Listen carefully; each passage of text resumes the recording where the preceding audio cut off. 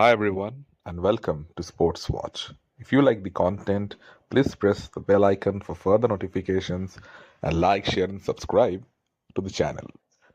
Dricus Duplessis versus Sean Strickland for the middleweight title will take place in Sydney, Australia in UFC 312. It's a rematch. The first fight was extremely close. Most people thought that Sean Strickland won the fight. He had outstruck Duplessis quite comprehensively for 5 rounds, but the judges saw it the other way. Despite being the champion, he lost the title by split decision. He should have got the nod being the champion, but the judges in Canada didn't see it his way. It was rather unfortunate for Sean Strickland, and now he has to go to Australia to try and win his belt back. Both fighters would be fighting in neutral territory for this fight. Both fighters have fought only once since they last fought against each other. Sean Strickland defeated Paulo Costa like he always does. It was not the most exciting fight, but Strickland won on all the cards. One's criticism of Sean Strickland is that he doesn't finish fights and leaves it too much at the hands of the judges. Judges aren't great always. It only takes a couple of wrong decisions to ruin your entire career. Strickland himself had been on the receiving end of it last time around. The one thing that is certain is Sean Strickland will fight in a similar style. He doesn't change the way he fights for anyone. But he needs to identify where he lost the fight last time. The wrestling, the takedowns, the control of Duplessis proved to be the turning point. So he needs to work on his takedown defense if he is to win. And also he needs to be a bit more aggressive. Dricus Duplessis is a brawler. He's not the most technical striker out there.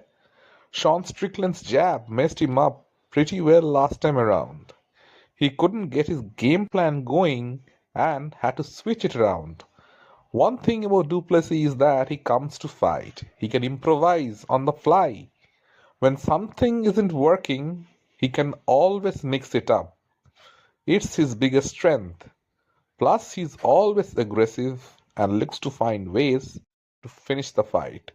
That's the big difference between the two. While Sean plays it safe, Dricus forces the pace and tries to keep the fight out of the hands of the judges. His last fight with Adesanya was a perfect example. He started the fight matching Adesanya strike for strike. Then in the middle, Izzy was lighting him up. And even when Dricus was looking exhausted, he was still coming back with shots of his own. He wasn't going to accept his fate, and in his eagerness to fight, he chased Adesanya, made him fight backwards, dropped him, and then choked him out. Dricus Duplessis definitely looked great in his first title defense.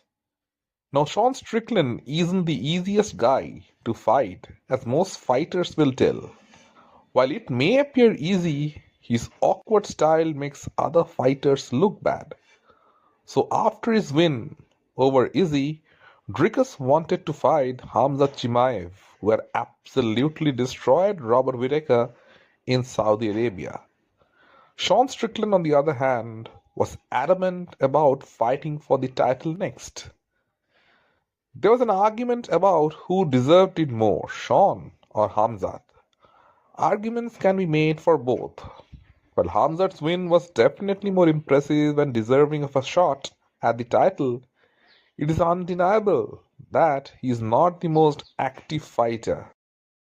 On the other hand, Strickland deserved a rematch after losing the belt on a split decision. And activity isn't a problem with Sean. He's one of the most active fighters in the sport. The fight with Hamzat was bigger and more alluring since he's undefeated and has a huge fan following. But the UFC didn't break the line this time like they did it with Izzy. Dricus Duplessis is willing to fight whoever the company puts in front of him. But his obvious preference was Chimaev. He promised to absolutely destroy Sean Strickland in the rematch. Both fighters would know exactly what to do in the rematch after having spent 25 minutes with each other in the cage. Finishing Strickland at middleweight is a difficult proposition for most fighters. For starters, Duplessis has to get past that jab of Strickland. Dricus Duplessis is at the top of his game right now, but he is not unbeatable. There are plenty of holes in his game that can be exploited. He isn't the best at any particular facet of MMA, but he is good in all parts. With Eric Nixick in Sean Strickland's corner, the duo can come up with the perfect strategy to nullify Duplessis like they did against Israel Adesanya. Expect Sean Strickland to be a bit more aggressive this time around. Cardio isn't going to be a problem for him. He doesn't get tired.